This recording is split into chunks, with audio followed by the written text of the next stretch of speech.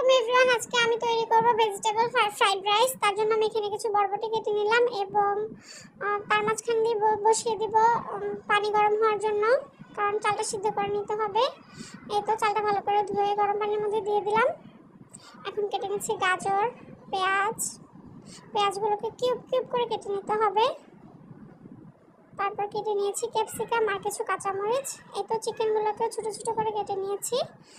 আর এর মাঝখানে আমি বরবটি, গাজর, পেঁপেগুলোকে হালকা সিদ্ধ করে নিব, নাহলে এগুলো থেকে একটা কাঁচা স্মেল আসবে, যেটা খেয়ে খাওয়ার সময় ভালো লাগবে না।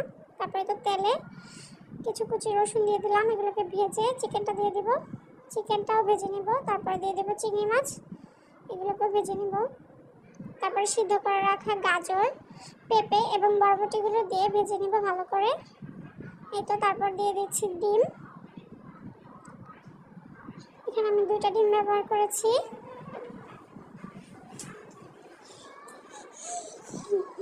তারপরে দিয়ে নেব সয়া সস। আমি সসটা একটু বেশি করে দিই, কারণ সসটা বেশি দিলে ফ্রাইড রাইসটা খেতে খুব মজা হয়। তারপরে দিয়ে নিচ্ছি টমেটো সস। আমি এখানে 2 প্রকার সসই ব্যবহার করেছি।